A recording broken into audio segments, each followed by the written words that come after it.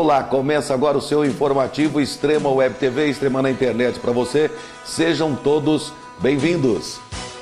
A temperatura ontem no Rio de Janeiro foi típica de verão carioca. Roupas leves nas ruas, comentários sobre o calor em cada esquina e uma sensação térmica de mais de 43 graus. De acordo com o Instituto Nacional de Meteorologia, o IMET, a temperatura máxima registrada foi de 39 graus na Saúde, que é a zona portuária da cidade do Rio de Janeiro. Foi um dos dias mais quentes de 2012. Mas o tempo deve virar ainda nessa semana. Segundo o IMET, a previsão é de céu parcialmente nublado e nublado, com pancadas de chuvas e trovoadas ao fim de cada dia. Mas a temperatura deve continuar alta com máxima de 38 graus.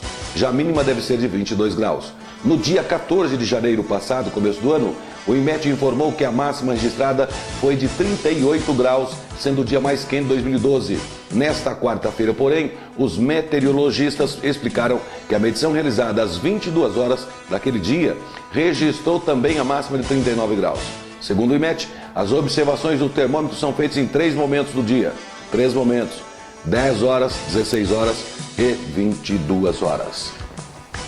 Pouco menos de uma hora depois, as fortes chuvas que atingiram alguns bairros das zonas leste e sul na tarde de ontem, quarta-feira, dia 25, aniversário de São Paulo, 458º de aniversário da capital paulista, perderam intensidade de acordo com o Centro de Gerenciamento de Emergência CGE, órgão ligado à Prefeitura. Desta forma, as zonas sudeste e leste foram tiradas às 18h15 de estado de atenção, que teve início às 17h20.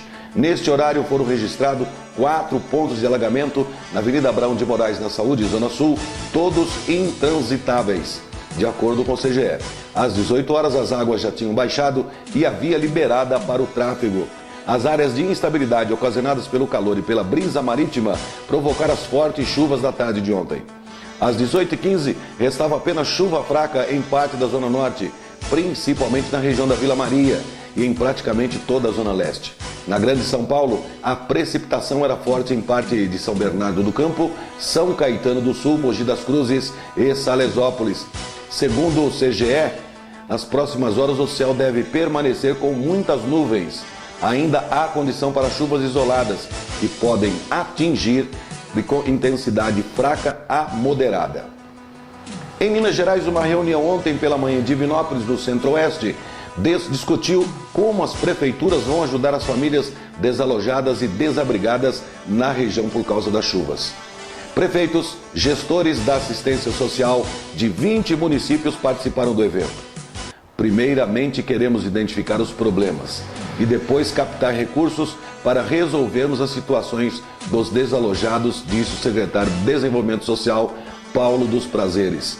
Também estavam presentes representantes da Superintendência de Políticas de Ação Social de Minas Gerais e também do Ministério de Desenvolvimento Social. Eles ensinaram como utilizar recursos que os municípios recebem para ajudar as vítimas das enchentes. E está claro na cabeça dos gestores que essa não é uma ação pontual, tendo em vista que já aconteceram em outros anos. É preciso pensar que isso pode acontecer em outros momentos, disse a representante da Secretaria Nacional de Assistência Social, Aparecida Rodrigues dos Santos.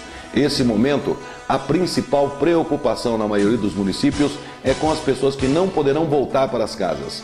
Para que haja uma solução definitiva do problema, a Associação Mineira do Vale do Itapecerica vai encaminhar um pedido de recursos para que as famílias que moram em área de risco ganhem novas moradias. Todo ano de novo, né? As chuvas que atingiram regiões cafeeiras, olha a contradição, de Minas Gerais e Espírito Santo, beneficiaram as lavouras. De acordo com os institutos de extensão agrícola de ambos os estados, Minas Gerais e Espírito Santo, a umidade é importante nessa época para o enchimento dos grãos.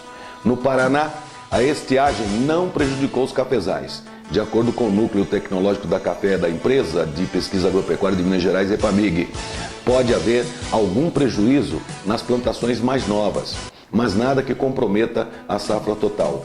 O produtor ainda pode adotar medidas preventivas de conservação do solo, como manejar o mato, levantar terraços emergenciais e bacias de contenção. No Espírito Santo, as chuvas ajudam a manter as previsões de produção de canilom para este ano. Segundo o Instituto Capixaba de Pesquisa, Assistência Técnica e Extensão Rural. A expectativa para a região é de que as chuvas durem até fevereiro. No Paraná, a estiagem da região produtora de café não chegou a afetar as lavouras, segundo o Instituto Agronômico do Paraná, IAPAR. As chuvas ocorreram na região cafeira de outubro e novembro, havendo apenas um pequeno período de seca no mês de dezembro. A partir desta semana, a previsão é de que as chuvas na região se regularizem, por isso não se espera prejuízo na produção. Uma incoerência de um lado do estado, 282 municípios estão sob estado ou de emergência ou sob chuvas. Do outro lado do estado, a chuva beneficia a produção cafeira. Está na hora, depois de tantos anos, de se pensar e planejar antes. Já sabe que vai chover todo ano? É complicado. O Informativo Extremo Web TV volta já já. Aguarde.